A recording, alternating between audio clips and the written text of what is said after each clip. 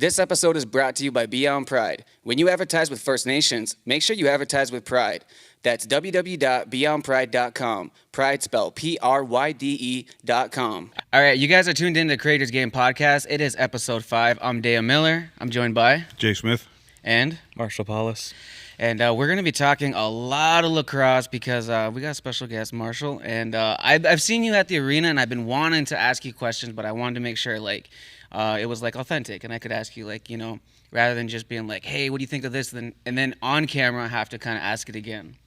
Thank you. So let's start from the very beginning. I know that you probably came out the womb holding a lacrosse stick, but when would you say you began playing lacrosse? I guess officially started when I was about 4 years old in the official league, but ever since I was able to walk, I always had a lacrosse stick in my hands, walking around in my walker and learning how to walk with it. So I officially started at about 4 years old, but ever since I could walk.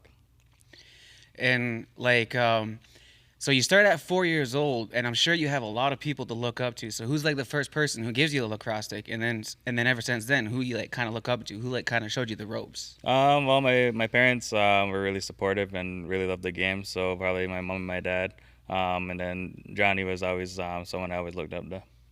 And then for those who don't know, Johnny Powless, Marshall Powless, they're brothers. So we always got to put it into context for all the listeners out there.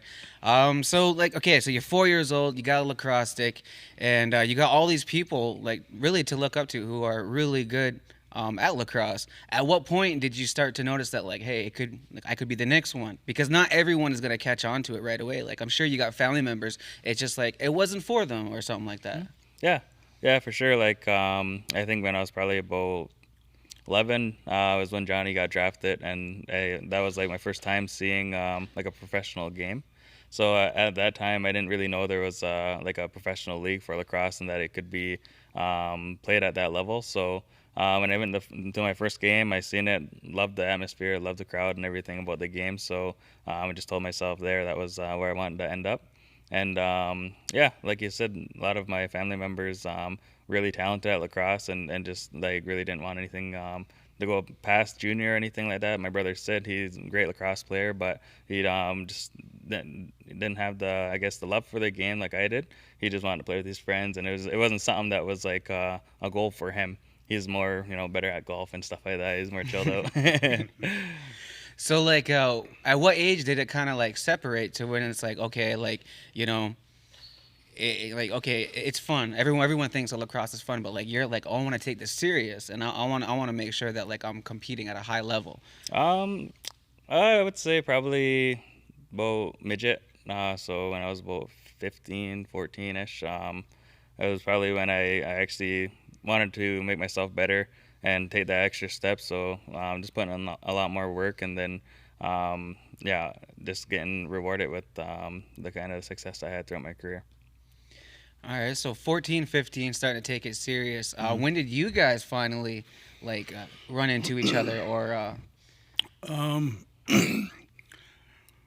Long before Marshall was even born, I played. I jumped from Six Nations to Brantford playing. Admittedly, I wasn't the best player on the team by far. I mean, even in novice, I remember going out and getting more penalties than I got goals. But I played very briefly with Marshall's uncle Trevor. Phenomenal lacrosse player. As he got older, went into senior and stuff, he was captain of teams and stuff like that. So I know the family, and I know where their love of the game comes from. I can see where Marshall's love of the game comes from. And then when Johnny hit the scene, it was he's the next big thing. I mean, he's the only one that I know of that has had a comic book made about him. When he went to Vancouver, they made a comic book about Johnny. And then I run into Marshall when he first started coming into junior. He played Junior C, actually. And Marshall ended up being the Western leading scorer of the league. And I was and it was funny because the next year, Marshall went to the next level, and I was still with the C team. And I remember yelling at those players, did you guys depend on Marshall that much that now that he's not here, you can't put the ball on the net? I remember yelling at them for that because Marshall made the jump. These guys want to make the jump. Sure, they got to up their game. but they shouldn't have just laid back and watched Marshall. Or they should have watched him and seen what he did, maybe. But yeah, I remember yelling at the guys the next year, like, did we depend on one player that much? It was pretty obvious, but look where it's got him now. Yeah, like one thing I've noticed about you too is that like I see like a leader. A lot of people look up to you, and even players who are older than you, they'll be like, "Oh, like he's out here. I better step my game up."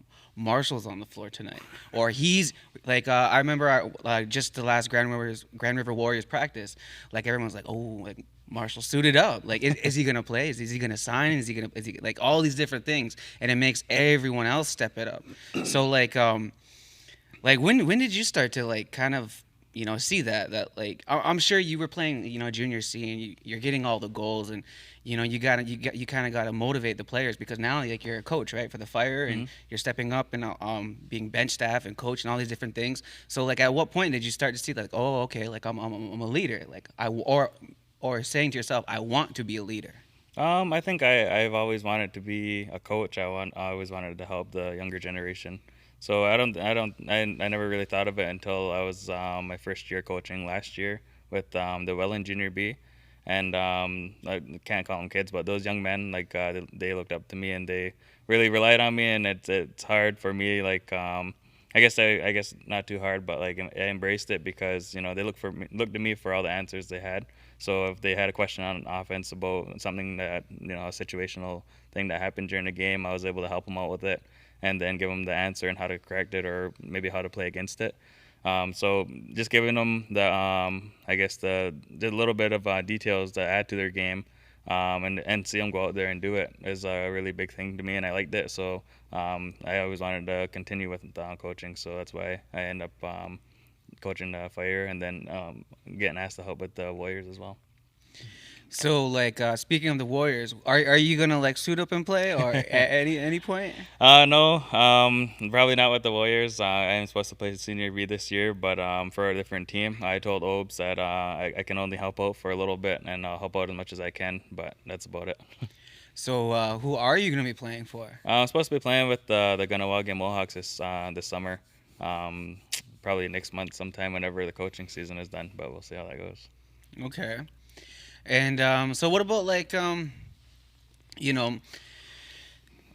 let's talk like NLL. At what point did you kind of like, because I know you kind of went from like junior B to NLL, right?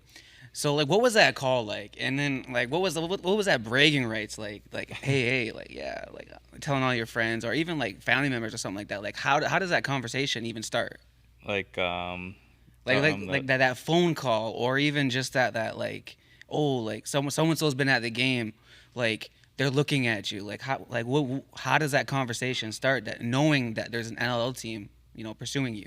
I don't know. I wasn't really I was raised not to brag or any of that, or rub things in people's faces. So I was always obviously proud of myself, but never made it a point to let other people and try and get them to be proud of me too. So I just do my own thing. I put my name into the draft. I didn't tell anybody, only my family. I just told them I'm going to put my name into the draft, see what happens in 2020. And yeah, I had like I think 5 teams maybe contact me and said they're interested. So I wasn't sure where I was going to end up in the draft. I knew that there was interest in me, so that was a good sign. But I wasn't sure when I was going to go until the day before Saskatchewan called me and told me that they wanted to take me with the 7th pick. Now, like, you were there, like, behind the scenes a little bit. Like, what was kind of the talk about that? I remember Marshall getting drafted during COVID.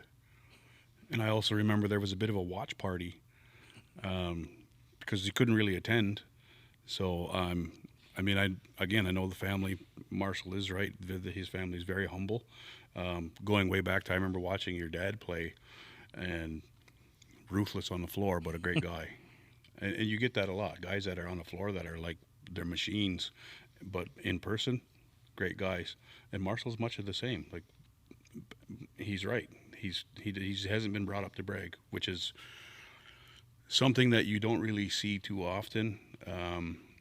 But having said that, The teams do reach out, and in Marshall's circumstance, when he got drafted, he couldn't be in attendance, so everybody watched it, and the family saw it as it unfolded. I know a few years prior to that, when I went to the draft with my son, it was watchable, but you were right there in attendance. So it's a little different feeling. I remember seeing it on social media. Marshall got drafted. There was many posts about it, and it was like, God damn it, kid, get after it, and he did. But if I can rewind a little bit to the Senior B stuff, make sure you're not on anybody's protected list. I was just told just to transfer, so. No, I'm just pulling your leg. So in hindsight, like the way everything played out, like did everything play out the way that you wanted it to? Did you end up on the team that you wanted to? Did you get drafted? Like, which round and all these things? Like, did everything play out the way that you wanted to? Yeah, I would say so. I had the draft. I just wanted to get drafted. And getting drafted early was a big honor. So I really felt proud of myself for that. Then I played the first year. I only played 7 games or something, but I was on the active roster. So I got to travel around with the team and whatnot. Obviously, I think the first year I would much rather have played all 18 games, but I had to grow, and like you said, I came from junior B, so going from junior B to make that jump to pro it was a huge difference. What would you say was like the biggest difference though? Like I feel like there would be a very size difference is gonna be with the players. Mm-hmm. But like, what would you say is gonna be what was the biggest difference? Like, was it just like the attention? Was it the speed of the game? Was it the fact that like everyone was just as good as you? Like, what was it? Yeah, I think it was my size. Everybody was bigger than me, so I just had to play a different game. But I think the biggest thing was just learning how to play with others, like that were at the same level as me. So there's maybe some players might not be as fast, so I have to carry the ball for a split second over a pick, which like I'm used to just throwing it in the middle right away. So just learning how to play with others that you never like met before, and like trying to build chemistry with them, that was probably the biggest thing for me. That's crazy too, because like I noticed that like Six Nations, right? Like especially like when I was growing up, like I remember like it would always be the same people on the same line, the same teams, and like they would just know each other where they were gonna be. So I can imagine like going to play with like an NLL or something like that. You don't know everyone's speed. You don't know where everyone's gonna be, like as if you played with them all growing up your whole life. Mm-hmm. Yeah, like playing like all through junior, I played with all the people that I grew up with. So playing in the backyard with them, going onto the floor with them, doing all the creative stuff that we practiced and that we messed around with, whatever. We all were on the same page, and we all like knew what we were gonna do. But like I said, when you get to that stage and when you get that higher level, it's like you don't know these people, you don't know how they play, not really know what they're capable of. So it's just like you only get like 4 or 5 weeks of training camp to try and I guess build that chemistry. So it's just learning how to play with other people. Mm-hmm. What would you say is the difference? Since we got like a coach here, what would you say is like the difference in coaching style? Yeah, I think it's just more intense. Like I think when you're coaching junior, senior, like you gotta help them. Like you actually gotta coach. When you get to like the pro level, they expect you to know it, right? They expect you to be at that level, even at level of fitness, being at that level of the game. So all they do is come in and write the plays, show the plays, and teach you them, and make sure everyone's on the same page. So it's more of just like just reminders. That's about it. Like there's not much like hollering or anything like that, or teaching that really needs to be done. What would you say as a coach, like that something that you can notice like on the bench that might be different from your style to as something that like obviously everyone has a different style of coaching, and once you get into the caliber of you're playing minor and then senior and NLL and all that stuff, but what would you say is like the biggest difference that can like actually carry a player? Adaptability. When you go into a team, it's just when you don't know anybody. You're right. Marshall's right. You got to adjust. You got to learn how they play. The good thing about getting it to that level is a lot of the basics and quite a few of the elite level plays, everybody's learned across the board. You're not going to You're not going to walk in at even senior C. You're not going to walk in and have to teach a pick and roll. It's already known. You tweak it when you get to senior B, MSL pros. I mean, it would be a goal to be on an NL bench for me. But when you get to that level, all of that stuff should have already been taught. And the players, Marshall's right. The players should already know it. Fitness level, all of that. Like, it becomes a chess match at that level. It becomes a chess match. The only time you're really hollering is at the ref. But there's certain levels, certain things that you just know. Like, you can walk into a senior B team, for a lot of the senior C teams, even the junior B, junior A. A lot of those plays are already known. Some of them may have different names. Some of them are called different in different centers by different coaches, but it's the same. Like I said, one thing I realized before coaching junior, and then I went back to minor with my youngest son, and walked in the dressing room and said, "Okay, for warm up, we're gonna do this, this, this, this." And I was like, "Oh wait, we got to teach that first. It's the adjustment you got to make. When you get to the pro level, you can do that. Here's what we're doing for warm up, boys. Go." They can bark out the 45 minutes of the practice, and it's done. The players know. You got to learn the little things, like Marshall said. You got to learn who I'm playing with, how they play, the different styles. But everybody has to do that. I'm sure for Marshall walking in there, having to learn his teammate's style, they also had to learn his. So it's a learning curve, but it's a small learning curve, because at that level, the knowledge you have it's unlimited. Yeah, for sure. Like, I can definitely see it. Like, just again, I'm only like kind of the media guy, but I can see the way that the coaches kind of react to things that when they go wrong. Do they flip out, or do they just kind of like look away, or like I kind of like see those little things about the way that people react to different things, and even like the captain of the team, of like when the teammate's down, like do they help them up and different things like that. So adapting to the team that you're on, and also like coaching them and stuff like that, and getting them to where they have to go. Yeah, I can definitely see that. And I know that you mentioned the refs, so I wanted to bring it back to what we were talking about just the other night. Did you hear about the game with the Rivermen? I've seen a video of it. Yeah. Has that ever happened? Like, have you ever like seen that? And then also, what was your thoughts on that? I've never seen that. Where a ref just quits on like halfway through the game, but I think I've been playing enough lacrosse through my life that like there's a difference between like chirping the ref just because of who they are. Like some refs walk in and players will be like, "Oh, we got this guy," and I already know like they got a reputation. And then there's like the ones that just don't call anything, or they call everything, like just unfair refs. So I'm not too sure what the situation was with that, but for it to get that bad, the ref, in my opinion, I'm not too sure was it chirping? Is that what they're doing, chirping him? There was a lot of stuff, and from this side of it, and I can only speak for me. It felt like there were certain players on our team targeted. Mm-hmm. Like, was it coincidence that our best righty, our top scoring righty, got through out? Is it coincidence that probably one of our top lefties got through out, and then probably our meanest defender got through out? And when that incident happened, when the ref walked off the floor, I was at the other end of the arena talking with an OLA official, actually.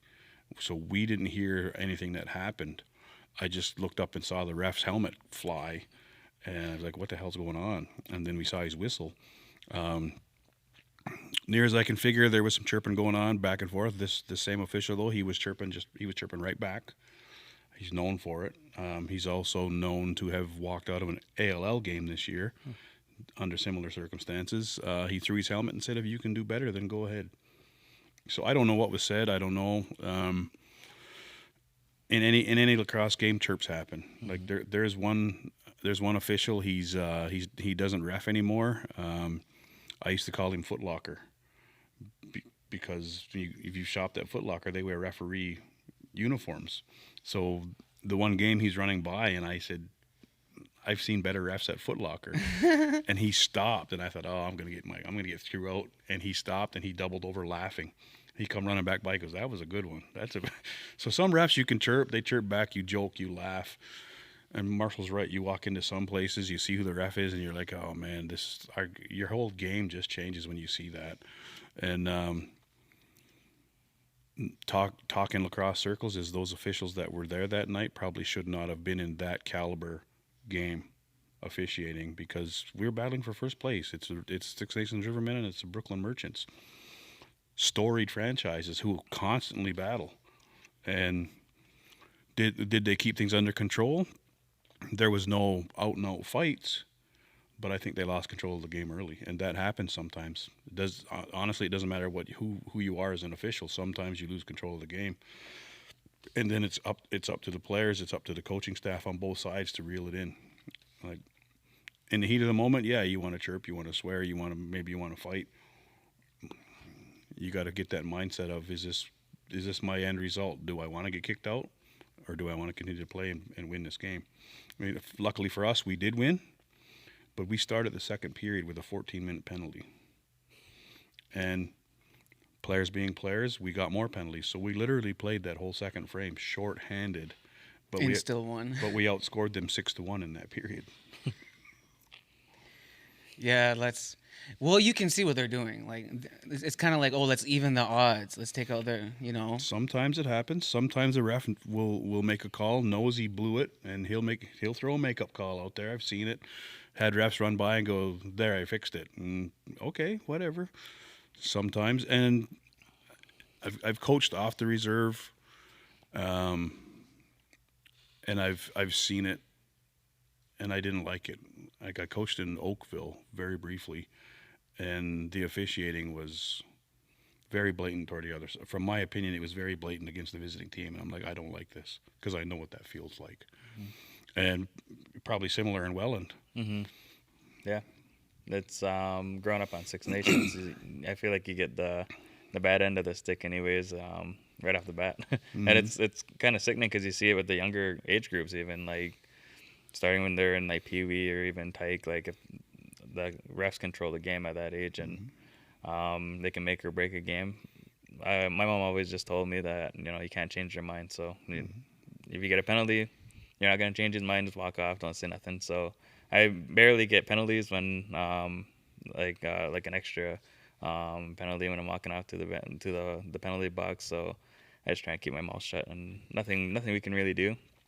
But I know there is some players that'll, they'll just lose it, and then that's when the refs, just tee them up and they give them more and more. So, yeah, the refs just got a big thing to do with the game, and like I said, they can either make or break it. Well, and it's not even the refs. Like the timekeepers the other night too. I think the refs had to holler at them and tell them to shut up. And like, there's certain positions in a game where you're supposed to be unbiased. Being a timekeeper is one of them. And I only bring that up because I look back, coaching minor, seeing these guys play minor. You probably remember a couple incidents on the teams you were on. There was a timekeeper in St. Catharines who, at one point, I fought very hard to make sure that she was not allowed to timekeep any games when Six Nations played. It was that bad, right from Tyke up.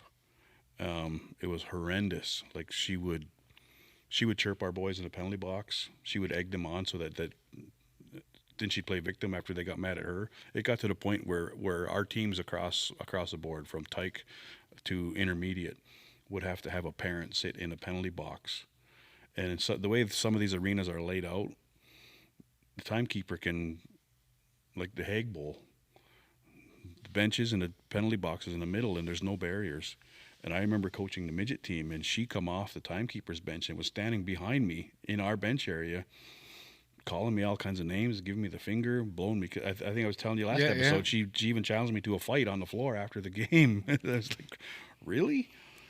But it like is this a league thing? Because like, let's take like the Six Nations Fire. Like, do you guys have that issue when you're playing in that league?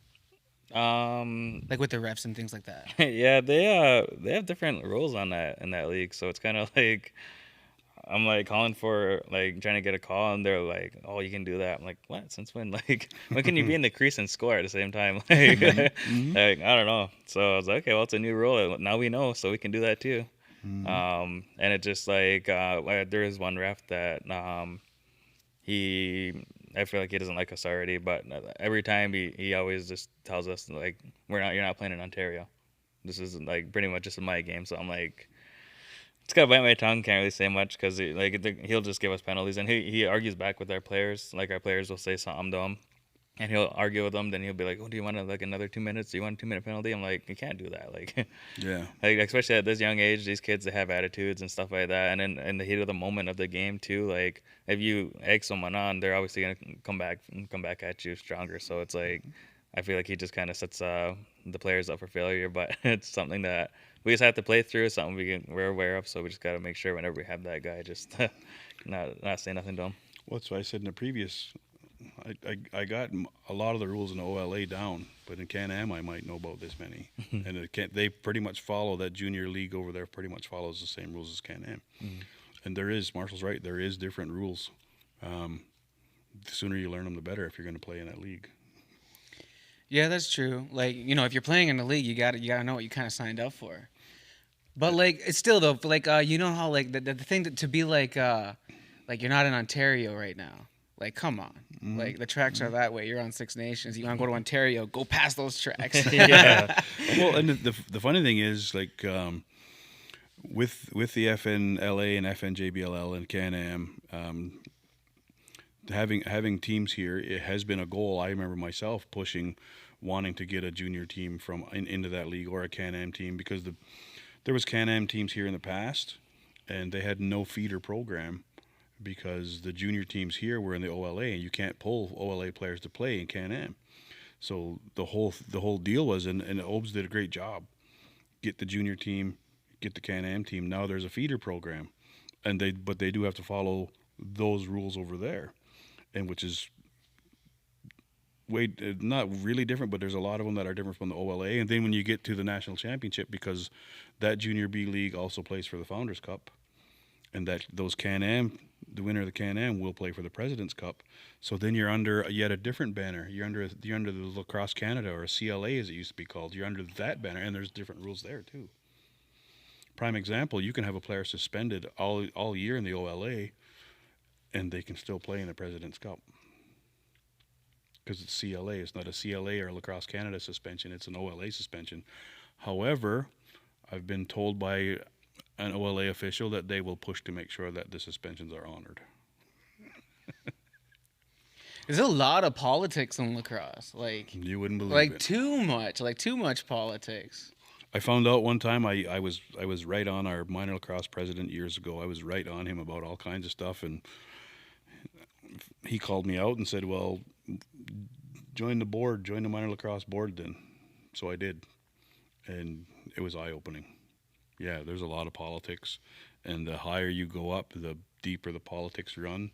And then there's different sets of politics in junior. There's different sets of politics in senior, and when you get to senior B, there's politics within the OLA, but then we also do intermix with Can-Am politics because our players can go there, their players can come here. There's paperwork, there's politics, there's all kinds of stuff. And I kind of felt like an ass at the beginning of the season because I was arguing with the Can-Am league over player movement. But I also found out that I wasn't given all the information, so I didn't have all my ammunition before I start firing shots. Found out later, yes, I was wrong. Now I know. And that's what I said to them. This has been a learning experience, and I appreciate it. Now I know. So when I threw that little dig at Marshall about make sure you're not on anybody's protected list, I already checked, Marshall. You're on our OLA protected list, not our. I can't remember the name of the damn list now. You didn't even check it. What are you talking about? Well, I got to be honest. Beginning of this season, the first because the new rule in Senior B is, like Oakville last year, their MSL team was Senior B. Ladner was bringing tons of NLL guys in. The Three Nations League, they had teams that were loaded with NLL guys. Can-Am Tuscarora was loaded with NLL guys. But now the rule is each team is only allowed 5 NLL guys. changes, kind of evens the playing field a bit, depending on which NLL guys these teams get. So there's a new rule right there. You got to learn. I don't know. I just don't understand. Like, why limit a team to like how many NLL players that they can have? Like, it just, like, I get you don't want one team to just run the whole league. Essentially, you don't want one team to monopolize the league or something like that. The thing for us is, for the Rivermen is like even last year, we didn't have NLL guys, yet we were still there. It does even the playing field, but yeah, at the beginning of this season, first thing I did was checked our protected lists, because if I'm going to try to get NLL guys on the Rivermen, the first three I looked for was Marshall, was Skibbs Martin, who just got Rookie of the Year for the Toronto Rock, and Trav Longboat. I'm like, if I can get those three to come home, but at the same time, I can't tell Marshall to not play MSL. I can't tell Trav to not play MSL, or Skibbs. I can't say, no, come back here. Is it worth it? Some teams have big wallets. Some teams don't. I was just talking about it again today at work. My own son got a better offer, and I sold my own kid. That's the running joke, but it's business is business. When you get to even in junior, business is business. It's a business thing. It's nothing personal. Like if I called Marshall and said, hey, at the beginning of the year, and said, "Hey Mar, I got a spot for you." Hell no, why would I go there? I get it. He's capable of playing at the highest level that there is, so why not play it? I have players right now that are playing MSL in Owen Sound, and that's quite the travel. Am I going to hold them back? Personally, no. If you want to play MSL, go ahead. But again, with the rules, they're signed with us, so our team comes first. So if we both have a game same night, they have to report to us unless we give them permission to go and play elsewhere. So it's more rules. Yeah, a lot of politics. So like when you like you have your choice of like who you gonna play for, like as long as they reach out to you. So how do you choose who that you would want to like play for? Like is it like, oh, like I know who's their coaching staff is, or I know some people on the team, or like what entices you to be like, I want to go with this team, or what made you say yes to Ganawage? It was either between Ganawage and Coburg, going back to Coburg, but when I talked to Coburg, they wanted me to play a full season in order to get like kind of I guess the deal that I wanted, but I wasn't ready to commit for a full season. Like the way I see it, the summer league for me isn't important. I could care less about winning a Man Cup or a President's Cup. It's just more for me to keep my hands fresh, stay nice and good for the winter time, because essentially it doesn't really matter. So That's a pretty solid brag right there. It doesn't even matter. Yo. Well, no, like under the way I see it is like that's like I'm committed to playing in the NL, right? So like the games in the summer are just not really from like. It's just practice to keep you in shape. Just and practice, everything. keep me in shape, keep me in the game stuff and stuff like that. So after they said they weren't like ready for me to I told them I'm not going to commit to a full summer. So they kind of just asked where I was going to play. I was like, well, I got some offers on the table, so I'll just go over them. And Ganawage said I only needed like 2 games or whatever, so I was like, okay, cool, let's go out there, play my games, and be able to coach. The other thing too is in the NLL, there's contractual obligation there, right? And in summer, there's no contracts per se. Mm-hmm. You can make an agreement with a team, but life happens too. Like Marshall could be on his way up there and get a call, hey, you got to come back home. He can turn around and come back home. Mm-hmm. He's not going to get punished for it. Not that you get punished for it in the NLL either, but it's a little different because you have to answer to people in that league. Yeah, it's a job. It's more of a job, and it's more of like a business than anything in the NLL. But like with summer, it's just like I can do whatever I want, really. Mm-hmm. So well, Dehoga's another example. Mm-hmm. He very rarely plays summer ball now, and if he does, he goes to have fun. Yeah. So like, what is one part of the job, because it is a job, that you don't like? Travel. Is it like like flying, or like just driving in general, or just traveling in general? Well, Like it's a lot better now that I'm in Albany, because then I can drive. We get rental vehicles, and I usually drive up with Trav, so it's like pretty good. We get to hang out all the way up. But in Saskatchewan, it was at that time it was like only the West played the West, and then the East played the East, and we switched over for like 1 or 2 games.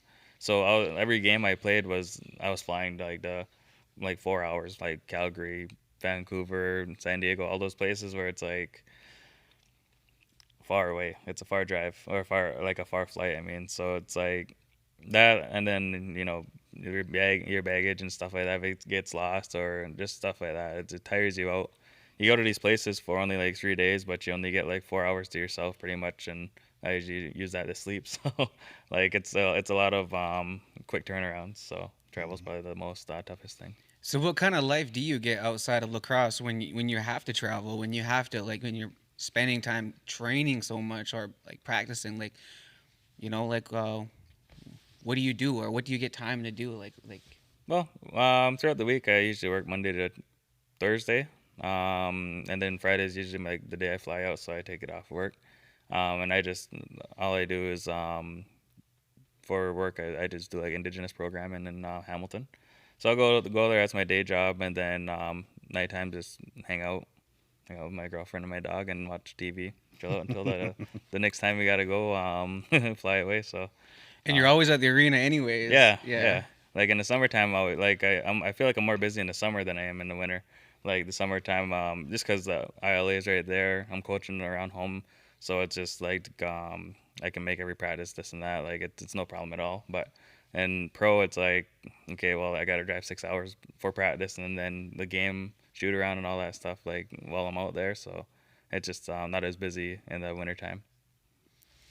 Yeah, it's I think that's interesting because I remember I was asking Warren when he was on like what's that schedule like Mm-hmm. or like when do you get time to yourself, and he just said kind of like he just loved it so much that he was just like, oh, I just want to play as much lacrosse as he can, which is kind of like essentially what I'm hearing you get at is just that you just kind of love it. It's just right there, right? Yeah, yeah. I just love the game and love the coach, love the play. So just put myself wherever. So let's talk a little bit of local lacrosse. Now, you are a coach for the Six Nations Fire, so how are they doing this year? Believe we're like 3-5, but we got one game taken away from us. We had like an illegal player, I guess. That was and also another kind of headache thing that happened there. We won that game, but we had to forfeit. So we were 3-5, but we should be 4-4. It was good. Again, a lot of learning curves early in the season, transferring players over. We had to forfeit, or not forfeit. We had to reschedule our first game, so it was like a lot of getting all the guys transferred over, and we only had maybe like 14 at the time to play our first game. So we didn't have a lot. The OLA was pretty tough to deal with, getting players as well. So next year it'll be a lot better. We'll have like the minor system, the junior or the midgets coming out from the minor system. We don't have to transfer them. There's like free agents, so it'll be a lot more easier for us to do that. So this year was just more of like the learning of the league and all this stuff, and even the kind of like the BS behind it too. Like next year we're gonna do things a lot different. So yeah, the season so far has been pretty good. The kids have been the young men have been really grasping onto the systems on offense and defense. So it's really good to see their progression from when we first started and now to where I can just call it a play and they'll go run it. Now, are you also like helping out with the Haudenosaunee Sports Development Group? I don't think so. No?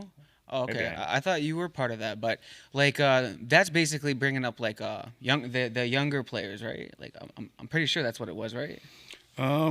They help Indigenous athletes basically across the board, like financially. Like it's my understanding is, and I don't know much about the group, is it's similar to like Dreamcatcher, Oh, okay. whereas I thought it was like training camps. I think they help fund them. Oh, okay. No, but a prime example, like we talked about last episode, was they helped young Brody Thomas go to California to JUCO to play football. Kind of outside the lacrosse bubble, but it shows the diversity here, and our kids can adapt to any sport. Like they helped players playing JUCO softball They helped a young lady, I think, in Akwesasne with with basketball at school. So I mean, I honestly don't know much about the group itself, but to my understanding, they kind of help out with financial setbacks that our people face, and kudos to them. And yes, I'm pretty sure that I read somewhere they do put on training camps and stuff, but it's more of like, to me, it looks like it's more like summer camps and stuff like that, where kids don't have nothing to do. Let's do this. They help fund it. They do this. They do that. And if I'm wrong, I'm sure somebody will comment and straighten me out. So like when you saying like how the midgets were going to be moving up, were you talking about like I guess like the Grand River Thunder was the new team, or the Lightning? No, that's like my brother's, like that's like his own thing that he does. So that's more of like a development camp that he would be running. So then that's like his own team that he runs, like usually in the winter time, and they usually go to travel different places. Yeah, so it's kind of like a be like a club team. yeah, it's like a club team. Okay. So like when you want these midget players to come and then like be a part of the Can-Am League, or not the Can-Am League, but like part of the Six Nations Fire. So like, what is kind of like, how do you persuade them? Because I'm sure a lot of people are gonna want to go like be a part of like Junior C and Junior B with the Rivermen or something like that. So how do you kind of persuade those players? It just comes down to them. If they want to play, they reach out, or they ask what kind of process they got to do, and they just do it. So a lot of it, like I know my little brother wants to play next year, so he's coming out of midget next year, so he most likely will be part of the team. So it's just like if he has a group of friends that they all come over and play, that'd be great. So I think the big thing with that that whole loop that they play in is it's a lot of travel. So I mean, for junior age kids, if you, like the goal was, to me, the goal was, let's see if we can get the Rebels and a junior team based in Six Nations. At the time, there was no name, but now it's the Fire. So what would that look like for the Rebels and the Fire to both be in the Founders Cup Championship? Right? So these guys are doing a great job with this team, and you bring a couple players, they'll bring friends. Yes, there's a lot of travel. The parents got to buy into it, but it's also an alternative place to play where you're still going to get looked at. And right now, the way U.S. schools want box lacrosse players, what better place to look than a league that is predominantly run in New York State? Yeah, and then I'm sure a lot of these players are looking at Six Nations players because of the dual citizenship. And, Exactly. yeah, And so then, it's just like, hey, if you want to go out there and play at that level, and then in America and stuff like that, then well, and then like you got Marshall and Johnny on the bench. A lot of players do emulate these two. They want to play for them. They want to have that attitude, which is great. The biggest thing that I've ever heard, bar none, is the travel. And is it a downfall? One can look at it like that, but the other thing you can look at is you get to visit all of our brother and sister communities. that's what I think is the dopest thing is you get to play. You get to play with like your own people, and you get to like see the sport grow, and you get to like it's like imagine going to a powwow every weekend at an arena. It's like, yo, like I can't wait to go see so and so, or I can't wait to go. I'm gonna go see them next weekend, and like all these things. You can create a bigger community. The last time I played Can-Am 26 years ago. Well, maybe not that long ago, but it was over 20 years ago. And the best time I had that season, we had to go all the way to Onondaga to play, and Onondaga just laid a beating on us. But then after a while, the camaraderie, you're standing outside, both teams are outside laughing, joking. The Onondaga team fed us. They had a big barbecue afterwards, and I'm like, Rivermen aren't going to go to Brooklyn and play a game and then stand outside and eat with them. They're probably going to want to fight. Yeah. But you don't get that camaraderie that you do playing against other Native communities. And then especially for like the indigenous communities that we're in, it brings an economy value. Like it brings up the economy. Like everyone's coming to the arena, everyone's meeting up, everyone's getting fed, everyone's getting along, everyone's like bartering like back in the old days, and everyone's like mingling, intertwining, and all these different things. It just makes me think of like what lacrosse used to be, and it's like, oh, can we get back to that a little bit? So having said that, should we push for Newtown to join Zone 9 again? Well, that's what I was thinking too. Like, well, because we don't have no feeder for us, right? So Yeah. if a midget wanted to get called up, they couldn't. Yeah. So like, and especially with the way that the minor lacrosse is going, only having 2 teams, why don't we start another minor lacrosse league that goes on that, and they go maybe not travel there, but they meet at a central location, do tournaments and stuff. That way you're still playing, but you're playing against different reserves, playing against different Ongwahome, which is like something that I think is more special than playing in the OLA. Well, I'll put it out there. I'll take this for the team, as they say. Now that you've seen the political side of it a little bit, do you really think the OLA is going to release 200 players? Yeah, that's the sickening thing is they act like they own us, which I guess technically they do, but at the same time, this is like the game that we kind of It is that our we game. brought, right? Like, It so is our game. I don't know why they try and act like that, but it's something sickening. That's we have to That deal with. discussion has been had several times, and I was all for helping push that too, to have to go back to what used to be called NAMLA, the North American Minor Lacrosse Association, to have Six Nations teams in there. But again, it comes down to, will the OLA, like you said, that each division only has 2 teams now, where before there was 2, 3, and 4. Yeah. And so, is there enough players? Can we get enough players? Can we stand up to the OLA and say, we have 200 players that want to play in this league? Because from a dollar and cents point of view, the OLA looks at it as lost money. Yeah, 100%. But from our standpoint, even just as a people, the camaraderie, the reconnecting, the having, like you said, having that fun. And it was talked about a few years ago. It was even talked about again this year. I'd be happy to help spearhead that. Yeah, for sure. I'm sure we can get a conglomerate of people together and push for it. I'll probably get through out of the OLA for saying this, but I was gonna say, like, they're gonna like cancel this so quick. They're gonna be like, "Yo, anybody who wants to sponsor that Creators Game podcast, don't do it." The way I see it is, like, we just want to play. It's not like we don't care where, and we should be able to play wherever we want. Like, I get the business side of things and like the money and whatnot, but at the same time, like we said before, this is our game. Like, this is what we want to do. We should be able to play wherever we want. It's kind of like, to me, it's like the mindset. It's like, like everyone just wants to play. Are you playing with us or against us? Yeah. Because we just want to play. We don't want to have to like all the politics of you can't go here, you can't go there, and like all these different things. It's like, well, we're here to play lacrosse. Like at the very that's what we're here to do. Let's do that first, and let's forget about all this other stuff. But like, I do like the idea of like even when I think of like how the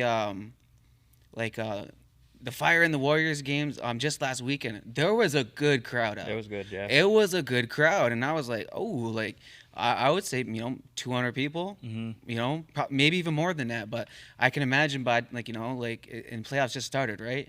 I can imagine by the end of the season, 400 people, throw out some barbecues, get some tents, have have a whole thing, have a concert, I don't know, whatever, bring people together, have a good time, and it's like yeah, it's a medicine game, bringing people together. Well, I'm just going to put it out there. There's rumor Dirt McCumber's coming to cook at Reading of the Great Law, so maybe we can get him to throw some fish at the game this weekend. Oh yeah, yeah. That's one thing that I thought was really cool with this league is like no matter where we go, they cook for us after, and like you said, it's like we sit down, have a meal with them, and then everything that happens on the floor doesn't matter anymore. Like, you leave it on the floor, right? You go and have a meal with them. And like Onondaga was really generous to cook us turkey dinner, and like obviously like they did like the old style, like the visitors eat first, so we got to eat first, which was made us feel special. So we made sure when we had our home games that we ordered pizza or had some cooking for them, so that they felt the same, which is something. And, you know, the last time when I played minor here, Newtown was still in our zone, and it would be a whole day. Like now, you get the odd couple of organizations that will have a lacrosse day. Like a few years ago, minor lacrosse had it with St. Catharines, where from paperweight up was a whole day set aside for Six Nations and St. Catharines. That was their minor lacrosse day. They all played from paperweight or tyke up, and that was the whole day. It was great, and we used to do that with Newtown. They'd come over on a Saturday and play from paperweight right up to juvenile. It was back then, and vice versa. We'd go out there and do the same thing, and the camaraderie was there. It was a whole day spent with the two communities, whole day spent together, laughing, joking. Yeah, we get on the floor and it's lacrosse. You're gonna hit each other, but then we'd laugh about it. You get a check and go, "Ouch, you bastard! Why'd you hit me so hard?" And we'd laugh about it. And I'd like to see that again. And I'm at a stage now where I'm in senior. There's things that I still want to do, but I can't. If I'm going to get punished for the comments I said about helping another group start to join NAMLA or whatever it's called now, so be it. Yeah, especially when you might people might have like some words to say, or probably just OLA in general will have words to say, but if you think like 5 years from now, it'll be like, oh yeah, remember 5 years ago when you said this type of thing? It's just like you just gotta stand in your business type thing and be like, yeah man, I did it for a good reason, and 5 years from now you can be like, yeah, here's how it played out. It's because you stood on that. A lot of organizations think about the here and now. We're thinking about the kids' future. Because think of how many teams, like you were saying, how many teams we have in the minor right now, and then people still want to sign up and still want to come here to learn. We could have our own league right here, with Six Nations, and then build, have all these Ganawage, Akwesasne, they bring everyone in this. See, and that's a pretty broad picture too, because I know. Again, I'll refer to NAMLA. I don't know if it's called that or not, but that's Newtown, Tuscarora, Allegheny. Yes, what about bringing in Akwesasne and Ganawage into that loop? Yeah, it's a lot of travel, but again, a whole day could be set aside. And how often do Ganawage teams get to play against Newtown? They don't. It's a very, very broad scope, but I think it can be done. Yeah, growing up, I never played again. I think I played Akwesasne maybe 3 times in minor, then once in junior. I think I might have played Ganawage once, but never played Onondaga or any of those teams that were in the States. So I didn't get to look at those kids until it came time for the Iroquois National Minor Program when we'd have tryouts. Didn't see them at all. Yeah. And that's the only time I got to know any of them. I still have friends to this day from that live in those communities. But outside of the minor national programs went through a few changes, and I don't see those guys anymore because our kids have grown up. And now they have kids of their own. They're probably going to start in these programs very soon. But I don't get to see them otherwise. So starting something like this, I think it would strengthen our community connection with all of them. Yeah, for sure. Yeah, and I think it would just bring unity in general to all of the Haudenosaunee teams out there, and in Indigenous in general. It would bring unity not only for lacrosse and on that day or that summer or whatever, but I think all the other issues that come into play, it would strengthen us, like you said, unity. Yeah.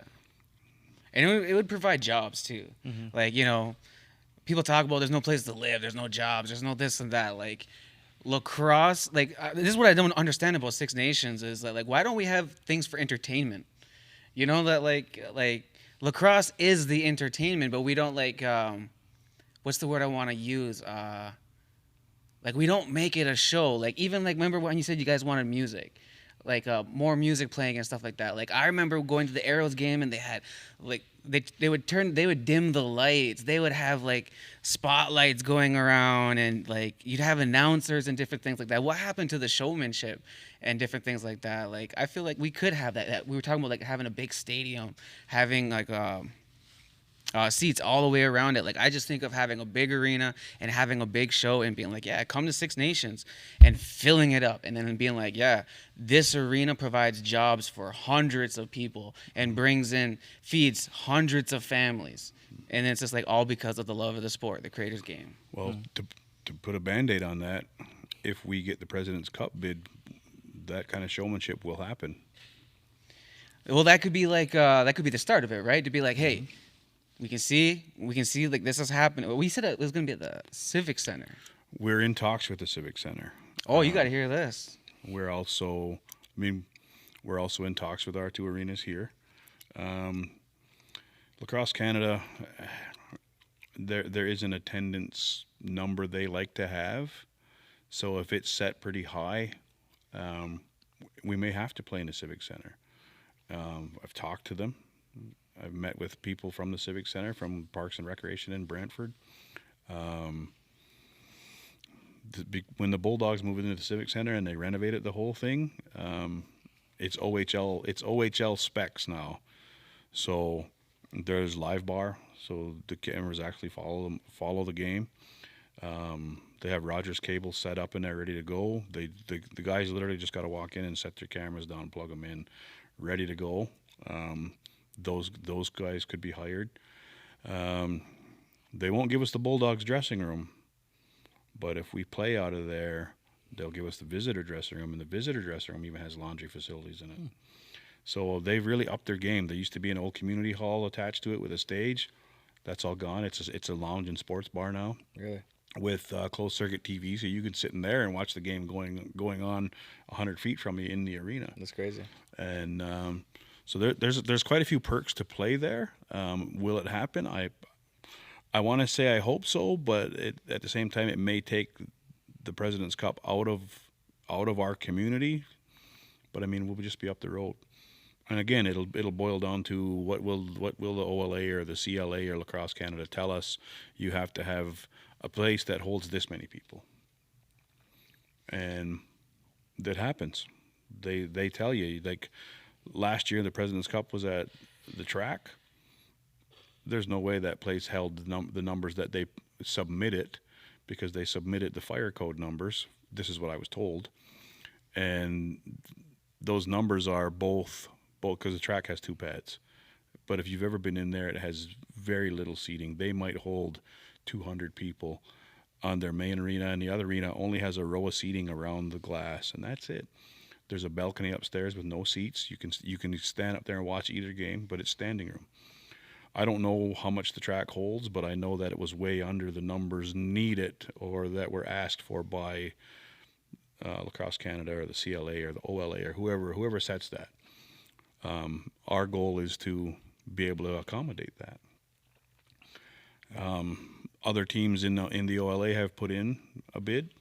I was made aware that there's a team in the Three Nations League that has put in a bid. So we'll see what happens. I mean, this is the 11th year for the Rivermen. They've been at 9 President's Cups. So I don't see why they wouldn't let us host it. Well, after all your comments of during this episode, I can give you a couple of reasons why. All right, okay, let's just talk a little bit more of, we only got a little bit of time today. We don't got a full 2-3 hour episode like yesterday. But let's just talk, so Rebels. Who on the Rebels do you wish would come over to the Fire or Arrows? I haven't really watched them. My nephew Cole, wish he would come play for us, but he's doing his thing with the Arrows, so he's good. And if he wants to, he could take it to the next level. But he's also the same as my brother said, is like he'll just play just to play. He doesn't really have that mindset of like, oh, I want to like make it to that next level or whatever. Because I told him, I was like, man, get traded. And you should get traded. Like the Arrows aren't doing as good.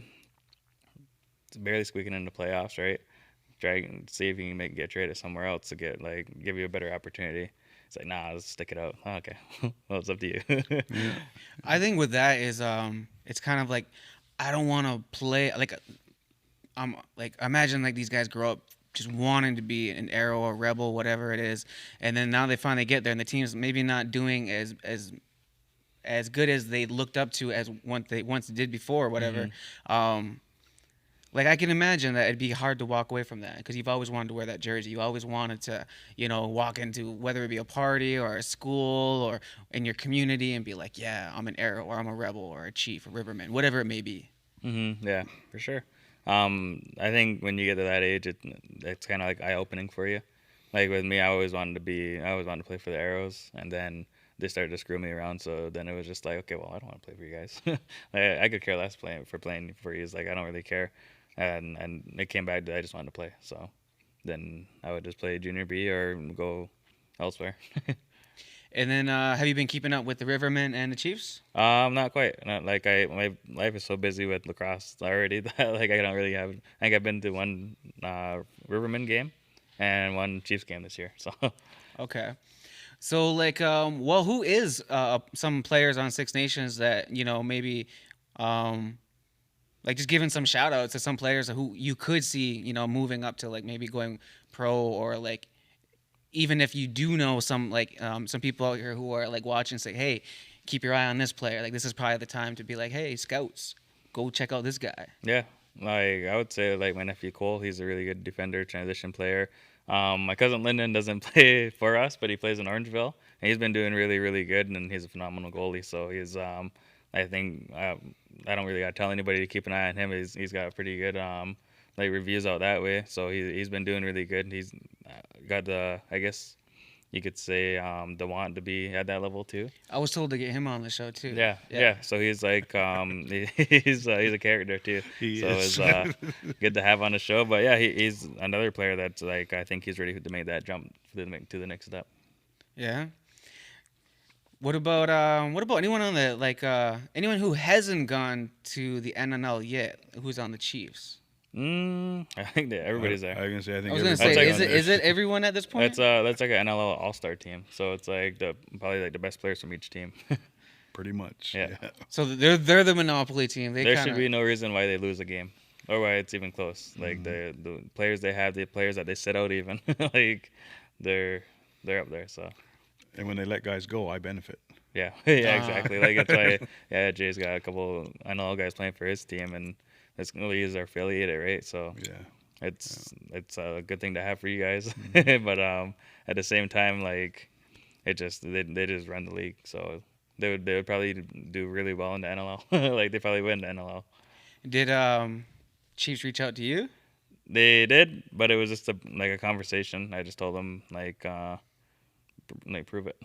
Like, if you want me, you can get me, but we'll decide on whatever kind of deal. But I just want to play every game, and so they said yeah, but then they just never reached out. So I was like, okay, well, it's fine. Like I don't really care anyways. Like I said, I wasn't gonna take this summer to be as serious with the game, so I was only gonna go play like a couple games here and there. So I didn't really care. Holy heck! A lot of like I don't care about the Rivermen, Tomahawks, Chiefs. I'm just here for the summer. I'm just here to work out. Yeah, It's light work, guys. That's why I just get ready for this, the winter time. So I got to get faster. So that's what I've been working on. Got to get bigger. So Well, doing and that too. you gotta let your body heal too. Yeah, exactly. Like after the finals, like my shoulder couldn't really raise it over my, like move it up a little bit, and it's still there. So it's like I said, like this summer isn't like I don't not to sound cocky, but I don't got to prove myself. So it's like if I had that, then I would play every game. I'll do whatever necessary means to get to that next level. But it's like I'm there, so now I just got to maintain it. Now I got to get better at that. So working out and then like get my games and stuff like that too. So. Alrighty, and any last minute things while we're here? Any Rivermen announcements? Any games coming up? I know you guys play on Friday night. Friday night in Hamilton, Lawfield Arena, 8:00. It's Hamilton Super Series weekend coming up too, and nice. that used to be a good tournament to be at. If I recall correctly, the any Super Series kids that are playing show up in their jerseys, they get in free. it's gonna be a good game. We've started that rivalry with Hamilton, and there's a couple of former Rivermen players on there, or a couple of former Six Nations players on there. They got a decent bench staff. A couple boys from home are on that bench. Friends of mine, until the opening whistle, of course. Then we'll be friends after the game. But it's going to be a good game. I know they're hungry. They're new to the league, and they want to be in the playoffs. And we want to keep everybody below us. So we're going to do our best. Predictions on the score, though. Predictions on the score. Now you really put me on the spot. I'm going to say 14-9 Rivermen. 14-9 Rivermen. Prediction on the score tonight for Arrows? I don't even know who they're playing. Who they play? I don't even know. Did they play the Beaches? I don't think I don't they know. play Burlington or Brampton. No, I think Burlington plays St. Catharines. I just seen I that. think they play the Beaches. Or they play Beaches, and it's not looking too good. Beaches are a top dog. They haven't lost a game yet, but they're 4-4, or they're like 6. They got a few games taken away due to politics at the executive level. Yeah. No fault of the players, because they were 12-0, and then they got some games taken away, so then they were 4-8. Doesn't mean that they're weak, because the Beaches are running the show this year, much like Burlington did last year. But do I got to predict? I'm going to predict a close game. I don't think the Beaches are going to win by money, maybe 2. Oh, but you're giving it to the Beaches, though. Yeah. Okay. All right. Well, we'll see. And I want to thank everyone for tuning in to the Creators Game.